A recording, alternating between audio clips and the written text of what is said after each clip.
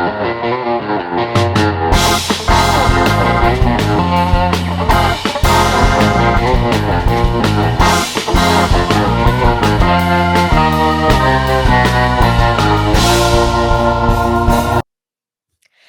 and welcome to Corgi Town, USA. I am Candy. In my lap is Chuckles, our spokescorg. I am Catherine without Digby or Calabria today. She left them at home today. I left them at home with their father. Well, Digby partied hard with his friends. Yes, he did. We had a Corgi meetup, and then Calabria didn't want you to leave. Yeah, Calabria she gave me a look when I said, "Come on, Digby, we're going to go." And she went to the door and I said, "No, not you." And she just like, "What?" Yeah. I'm sorry, what? You let them keep each other company. Yeah, they do. They're Tweedledee and Tweedledum. Oh, goodness. Well, if you're new here, hi, welcome. We have a new episode every Thursday, all things Corgi and pet parent lifestyle. Typically, Digby's in studio with us, but of course we have Chuckles, and we also have Tito and Booger, our little senior lady, and little Mortimer Barnabas, who is quite the barker. So every now and then you are going to hear a bark or two on Corgi Town, USA, because the Corgis run the town. But we do have a lot of informational episodes. So we talk about training your Corgi, training your dog, grooming your Corgi, grooming your dog, talk about traveling, basically the big things that we think of as pet parents. And we try to be a source of information for you and also entertainment.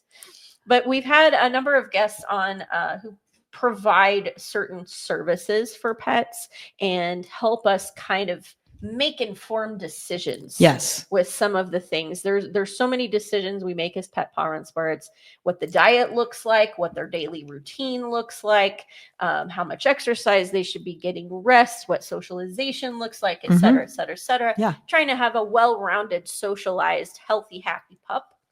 But we have a professional dog sitter on today. That's an important part of incredibly. Of being a parent, because you can't always bring your dog with you or your cat. We've got the cats, we've got the dogs, and sometimes we bring the dogs. Like when we go to visit Eric's parents, we bring the dogs, but not the cats. So somebody's got to feed them. Yeah, we don't take the cats to Corgi Beach Day. Corgi glitter. Yeah, Corgi glitter in the snow. Sorry. Well, let's go ahead and bring our guest on, shall Let's we? bring our guest on, We've already digressed today, Yes. as we often know. Please welcome Alexis with Hand and Hound Phoenix. Welcome. Hi, guys. Thank you so much for having me. I appreciate it. Yeah. Well, very much. Thanks for taking the time. Yeah. So why don't you tell us about who you are and how you got started, where the inspiration was? Sure. So I've been pet sitting for about 15 years. So I started in high school, kind of the traditional route that a lot of, high school kids, college kids do, where they're pet sitting for neighbors, friends, family friends. So that's how I got started. I've always been, an animal lover. I wanted to be a vet, realized I fainted at the sight of blood. So wasn't going to work for me. So wanted to get that animal experience anyway. And then I got me through college and I got an English degree, tried to go into publishing, doesn't pay super well. So came back to Phoenix and launched Hand and Hound Petsitting in 2019 officially. Thankfully got through COVID, was kind of a rough period for pet sitters. It is, we rely on day-to-day services, people traveling, things like that. So that was rough. Thankfully, it was just me at that time. We have a lot of medical professionals in our client base. So that is what saved me during COVID. They were obviously working very hard. So I was able to come care for their pets during long shifts, things like that. And I'm sure they were very grateful to have you. Yes. That felt really good. Pet sitting is one of those things where sometimes it doesn't feel like you're valued, but when people tell you, I was able to go save lives because you took care of my pet is such a nice reward. So, very grateful I could do that. And then just like 2020 for everyone kind of changed a lot of career paths. I was working 14, 16-hour days and it just was not going to be sustainable. So we decided, me and my partner together decided to give ourselves a year to see if we could grow the business, hire people. So in the summer of 2021, we hired our first employee. Now we have about 9 part-time employees. They're all W-2, trained by me, and now I manage full-time. So we've got about a couple hundred clients in our system, and wow. Just love caring for all sorts of animals, mostly dogs and cats, but we'll take anything. Yeah. That's great. Congratulations on the growth. Yeah, Thank you. that's Thank you. fabulous.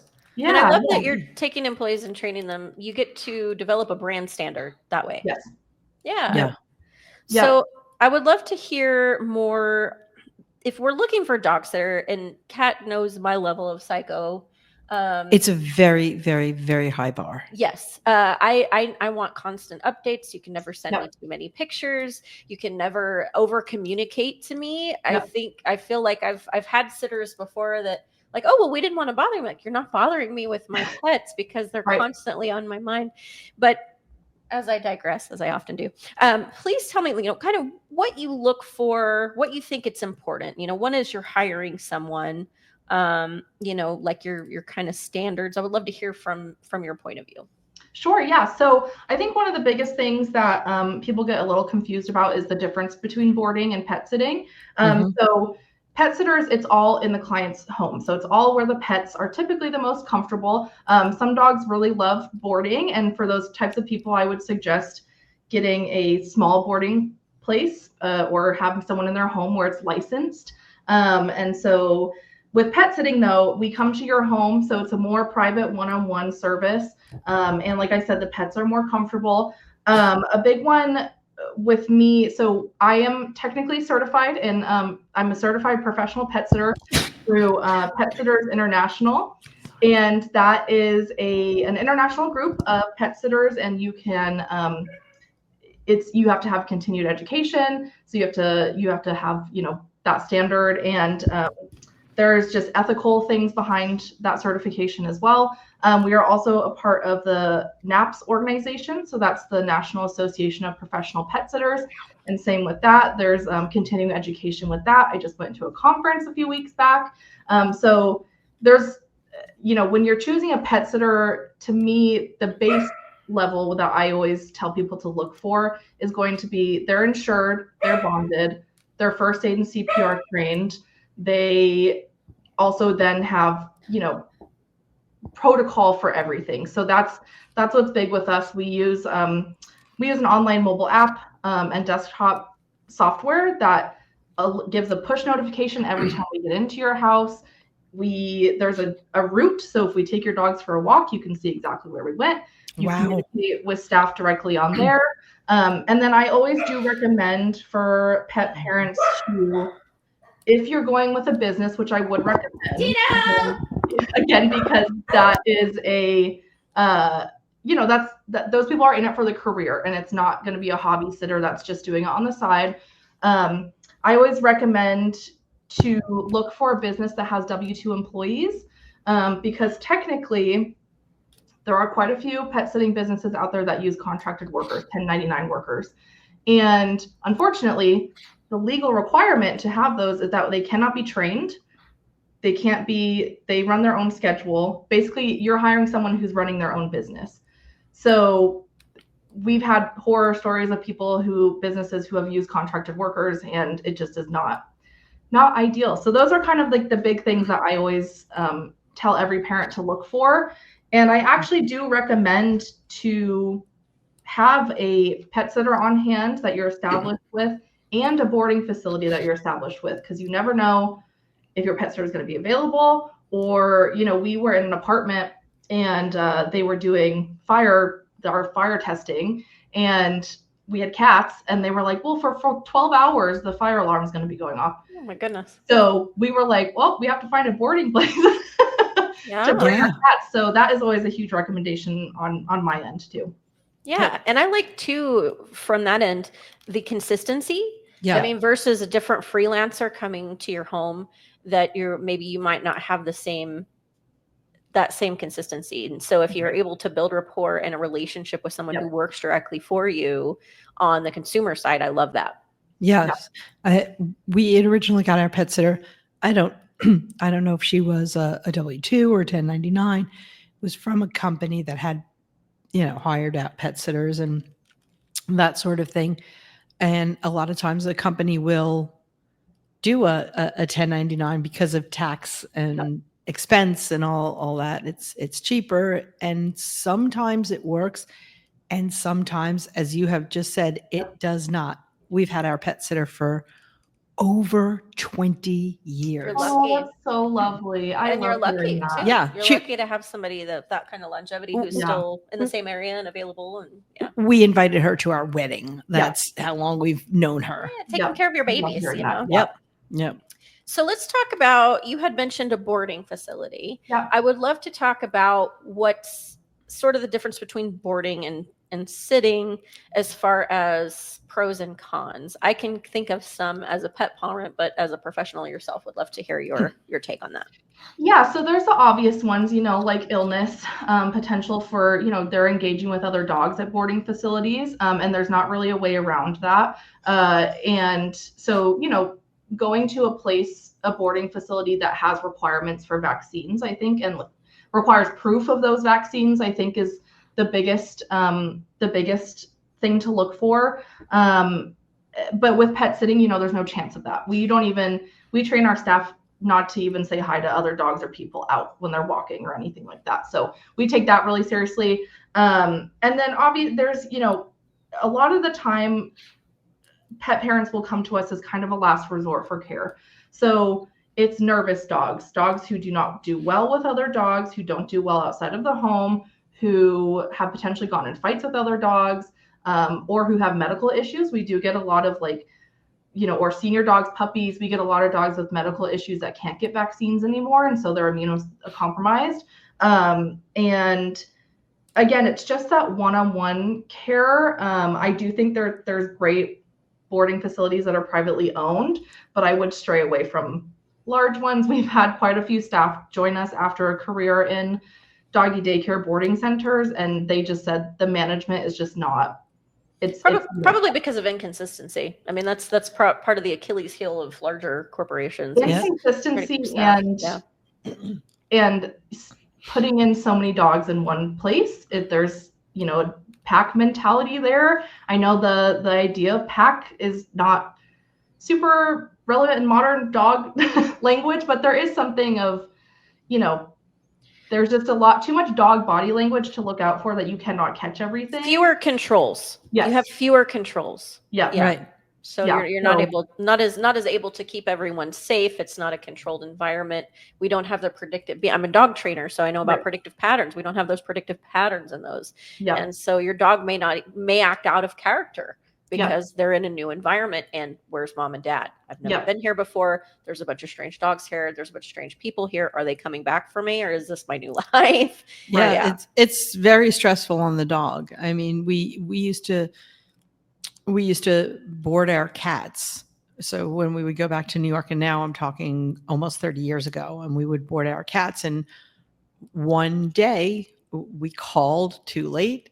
The whole boarding facility was completely full. It was our vet's office. It was completely full. And they said, here, try this place. And that's where we got our pet sitter, and have had her for well over 20 years. I'm going to say, 25. It's a long time. That is a long time. And that's another thing that's so huge within pet sitting too, is that, business, it's great to go with a business or someone who is committed to it, because I mean, we see it when we hire staff. We started to have a requirement on our contract to stay with us for 6 months, because it's not typically a job that people think is a career choice, or that they can, excel and keep moving. But that's what's so important with a business too, is that you can establish a relationship with a business that's going to last years and years. Your pet sitters might change. You're always going to meet them, but you at least know the standard that the business is having. Yeah. So what would you say, now that we've talked about the things that your brand standards, right? The things that you think are important with the consistency. What should we ask as parents of our dog sitter? What do you think are the good questions to measure that we're hiring someone we can trust? Sure. So like I said before, if you're going with a business, always check for insurer bonding, and what kind of employees they use if they have employees. And then what kind of training they go through. But my big things, we do actually have a blog post of a checklist for pet parents before they leave too, which is nice. Really great.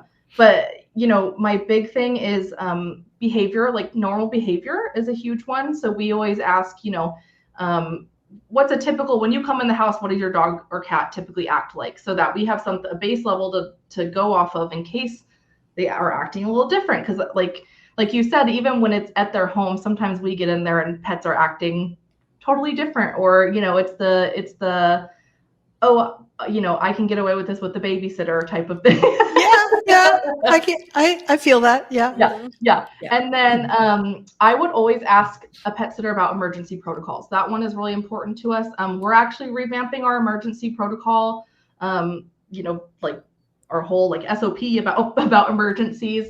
But I do think there's always going to be emergencies when you're dealing with live animals, and whether or not that's someone's fault or not, like, just making sure that they have that written down and that there's a plan for It's it. more important that it's addressed properly. Yes.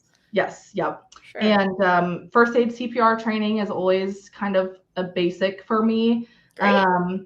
And then for home stuff too, because that's also the benefit of having a pet sitter, is that they're also caring for your home, and which is the other large investment that you're trusting them with.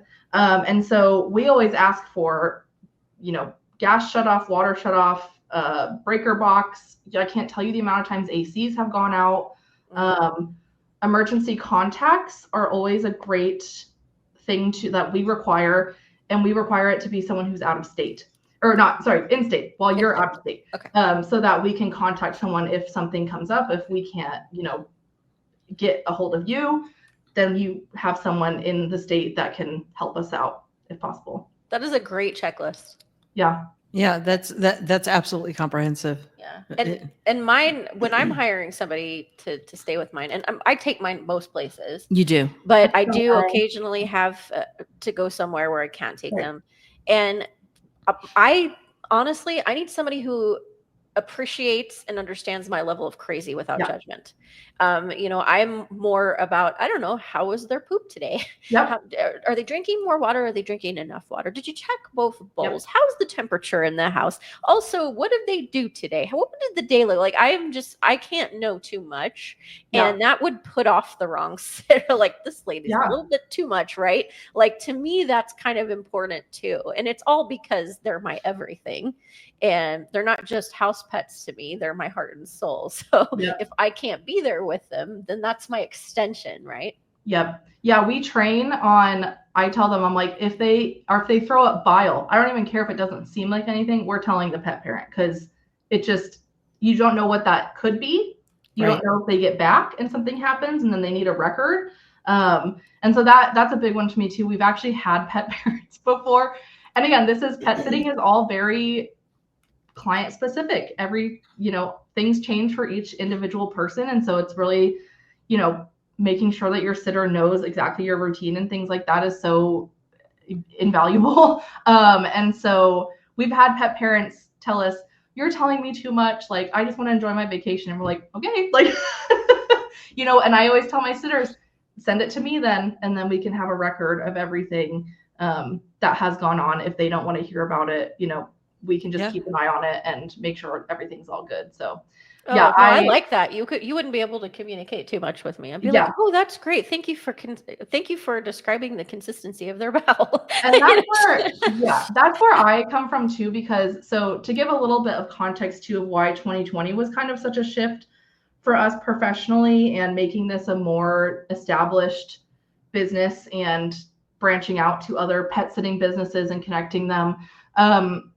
I had in 2020, again, awful time for everyone. I had COVID twice. It was terrible.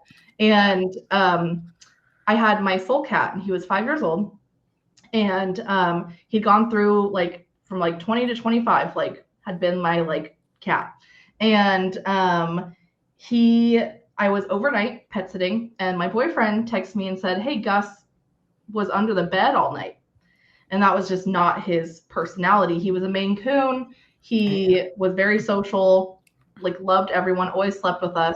And I immediately red flag. I just was alarm bells going off. And so got there. Yep. He was drooling and just totally not eating, not passing bowel movements, things like that.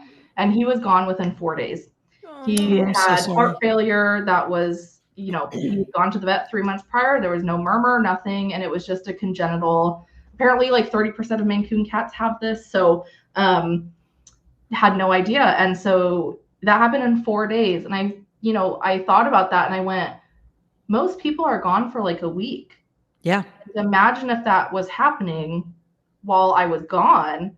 Like, I don't know who I would trust to tell, like, to be aware that that was happening and to tell me, to have that hard conversation and potentially to have to, we just had to take a Corgi. We had to take a Corgi to a vet for some gastro issues that he was having prior to us starting with him. And then it just kept going. And we have a staff member who's a vet tech on with us. And thankfully she loves her job. And she was like, this is just not normal. Like, this can't keep happening. So we had to take him to the vet. And it was so nice to be able to do that. They were so appreciative. And just taking it seriously is so huge. And paying that close of attention. Yep. Instead of, the cat's under the bed, they must be scared of me. Yeah. I can see someone dismissing that pretty easily. Oh, they're probably just freaked out because mom's not here. Yeah. Well, thanks for, paying attention and asking. And and I'm sorry about your kitty. Yeah, I'm sorry about your kitty. Yeah, the similar situation happened to me. I went to visit my cousin shortly after my husband passed away. Drove out to California, brought the dog, left the cats home, have the cat sitter, same cat sitter. Get home, one of my cats is gone. Oh. And I have my own theories about that. He died 3 months. He was my husband's cat. He died 3 months to the day after my husband, on the same spot my husband passed away. On the same spot we had the hospital bed. And I've heard stories about how cats, and my mother-in-law's cat did the same thing. About a month before she passed away, the cat died and the cat was perfectly healthy. But I immediately called my pet sitter, what was Anakin doing? What was happening? Everything was normal. I looked at her notes. Everything was normal. He just had, according to my vet, probably had a heart condition. And it just happened. And I like to say he missed his daddy so much he wanted to go be with him. Yeah. So I'm so sorry. Thank you for sharing that. Yeah. Thank you for sharing. And it's important that somebody, knows and cares and takes those notes and makes those observations, because he was perfectly fine, his usual quiet self. Yeah. No way of knowing. Yeah. Goodness. And, even if you don't notice something, just how you deal with it is so big, and it says a lot about who you are as a animal person. Exactly. Yeah. They're just so important to us. Yeah. They are. So you, as I understand, we talked a little off camera before we had you on, you're building this state network. Can you kind of elaborate on that a little bit? Sure. Yeah, I would love to. Yeah. So I am working with, it is the Positive Pet Sitter. Tracy Zippe is her name, and she's based in Albuquerque. So she and I. And for those listening, we have people that listen all over the world. That's in Arizona. yes, Albuquerque, Arizona. It's kind of a suburb of Phoenix. So she reached out. So she won Phoenix Magazine's Best of the Valley Pet Sitters in 2022, and then we won in 2023. And congratulations. So I keep telling her, I'm like, you're teaching me how to be like such a good pet sitter, like networker, because she reached out to me after I won and congratulated me and wanted to connect. And so that's how we connected. And so I just think, forming that out of, it's not competition, it's collaboration, I think is kind of the basis of how we got this started. So, so we're forming an Arizona Professional Pet Sitters group. There was one previously. It has since disbanded. So we're kind of picking it back up and hopefully starting to set a standard for pet caretakers, professional pet caretakers in Phoenix, and a place for anyone in Arizona to go to our website, to our socials, anything, and be connected with pet sitters, professional pet sitters in their area that kind of are meeting our standard. And I think with, big apps and investment firms owning those apps, I think that there's a lot of bad seeds out there who are just thinking that pet sitting is easy money. And I guess for some pets, it probably is easy, but for most of the time, like it's not. I'm going to tell you right now, like we've hired people where we drop them after a month because we're like, this is not meeting our expectations. And people think that anyone can do it, and it's just not true. And So yeah, hopefully setting a standard, and I'm hoping at some point we still have to meet with our group and figure out, I mean, this is in the early stages. We're having our first meeting next week. So, I'm hoping that we can start to have maybe some like laws passed about pet sitting requirements or licensing or anything like that. So yeah, really exciting. That's awesome. I love that you're doing that. Yeah. Having those consistent laws. I remember millennia ago, I was a massage therapist, and we didn't have consistency here in Arizona with massage therapy. So there were a lot of problems. And is there now? Not as much, no, because there's a standard of how many hours. They've taken away the student licensing. So you have to, as a student, do practice sessions, but now they're supervised and you can't go work as a student, and so many other things. Yeah. That's wild. We're the Wild West out here. Yeah. But standardization, there is nothing wrong with standardization. Yeah. You know what you're getting, you know what you're paying for. Especially when lives are in the balance. Yes. Yeah. Yes, exactly. And I don't think it's a surprise that we have, so there's other professional pet sitting groups that are different state based. There's a Florida and a Texas one. And I think we're probably at the same kind of group of, there's not a ton of laws around pet care in those states either. So those ones are making some big waves too, and getting involved with the national level then too. So you kind of got you have international, national, and then you start to get more local and state-based. So really exciting, yeah. If you guys aren't connected yet, you might think about getting connected to Sophia with Kano's Law.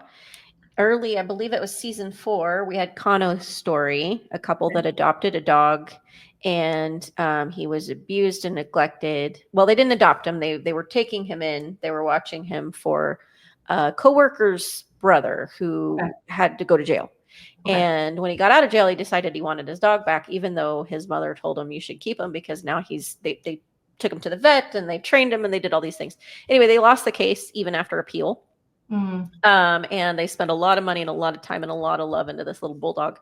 And now the mission that they're having is, Mitch and Sophia is the couple, that they are trying to make it where the law sees animals as sentient beings as opposed to property. Because in most states, it varies a little bit, but animals are seen as physical property. Yeah. And so that's why it's important to have a will. But I feel like connecting there would be a good thing, because that's great. That's important for pet parents to know. I don't think they realize that the law sees your dog, your cat, your snake, your python as a television or toaster, or so might be good to get connected there. Yeah, I love that. Thank you. I wrote that down. Yeah, and we can connect you too. They've been on the show. Wonderful couple, huge hearts, right? Went through just a painfully arduous process, and are coming out trying to make the world better for pets as a result of it. Yeah, and I think providing support for people who, I hear all the time, I don't love using this phrase, but I think in the industry we're known as kind of a luxury pet service, right? But I think there's a lot of discourse around who is supposed to have pets, or you talk about like homeless people having pets, and in my perspective, I'm like, everyone should have pets. We just need to get the support for them to do it correctly. So having those conversations too with people who maybe aren't as educated on how to do it best is really important. The Arizona Pet Project is huge in helping that. Heidi's Village is a huge one too here that helps out a ton with that kind of stuff. And I'm hoping as a group, I know that the Florida Professional Pet Sitters group, made go kits for homeless people and their pets. So I would love to start doing that kind of thing too, where, they're getting support for their pets, because those pets are, both of them, it's that bond. They still have that bond, even though, they're potentially not in the best situation. It doesn't mean that they love them any less, and it doesn't mean they deserve them less. That I think that's been stigmatized. Yep. Exactly. Homeless has been stigmatized, especially in American society, as what have you done wrong to put yourself there? When the reality is, things happen. Things can happen. Yeah. None of us are siloed from that as much as we would like to tell ourselves. And there are too many that are experiencing that, and unfortunately, that number is growing. And I'm actually of the opinion that if we all need pets, yes, and if you're unhoused and you have a pet, Well, I'm so glad that you have someone to keep you company, and I'm Yes. sure you're doing everything you can to make their life as enriched as you can because Yep. they're your companion. Yeah, I have seen, we've all seen a homeless person take a bit of food and give it to their pet first Straight to their before pet, yeah. eating. Mhm. And then you read on the internet, well, this person decided that they don't want their animal anymore, so they just gave it up. Mhm. So, and yet we put stigmas in the wrong place. Yeah. And So- that's a such- whole other episode. Right. Yeah, I Yes. know. Yeah, I'm like, I'm trying to. Yeah. Such as humans. That's why we love the Yep. dogs so much. That's right, And yeah. the kitties and all the little fur animals. Well, thank you so much for. I think I've asked most of the questions. I that have want one to quick ask. question. You have Yeah. one? Only cats and dogs? No, we do everything. We have a pig that is in our rotation pretty frequently. I've done goats and horses before. I don't know if any of my staff has yet, but our staff is so eager. We get birds, we get occasional birds. Our staff loves birds. And then I always say there's kind of like a bearded dragon usually hiding in a teen bedroom, so somewhere in someone's house that we end up finding. And I'm like, no, we need to take care of that one. Like people just don't tell us about it, but I'm like, no, that's we need to care for that. So we do Yes. everything. Yeah. Yeah. Awesome. Chickens? Yeah, chicken. We do have chickens. Yeah, we have a lot of chickens on our Excellent. list. Yeah. There you go. There you go, Cat. Cat has chickens. Oh, I love that. Yeah, our sitters love chickens. Yeah. Yes. Cool. Excellent. Yeah. Well, if for anyone listening, we're going to share the link to your site in the Perfect. description box of this episode, both YouTube as well as the audio platforms. But for anyone listening, can you tell them as they're listening how to get a hold of you? Sure. So you can go to handandhoundphx.com or go check us out at Hand and Hound PHX on all of our socials. But yeah, otherwise, yeah, we're kind of always posting and reaching out to the community. So anything we can do to help out. Awesome. Sounds wonderful. Well, Alexis, thank you so much. You have Yes. a Thank you. great evening, and we appreciate everything that you're doing. Thank you guys. This was so much fun, and cuddles to all the corgis. Aw, thank you. There's a lot of them here. We can Yeah. take the shot of those. You can't just have one. You can't, like, the house that we care for that has corgis has 3. So there's never any. Yeah, it's always more than one. I have 4, so Love yeah, that. OCD is real. Yeah. Well, you have a great night. Thank you. You too. Thank Thanks. you. Bye. Bye. So now you have someone to watch your chickens if your sitter's not available. Yeah. Yeah. There's a backup sitter, and she's had chicken. She's worked with the chickens before, so that's really good. Yeah. It's It's a good important. skill to have. I mean, I'm good with the dogs, but I don't really know how to take care of chickens. I would need a very, very detailed list. They need water. They need food. Mhm. They They need to be kept safe from the They need to be kept safe from the prey-driven animals. Yeah. the coyotes. That's about it. Yeah. Okay. Well, now I feel educated. Lock the coop at night. That's all. Yeah, that'd Yeah. be pretty important. Yep. Goodness.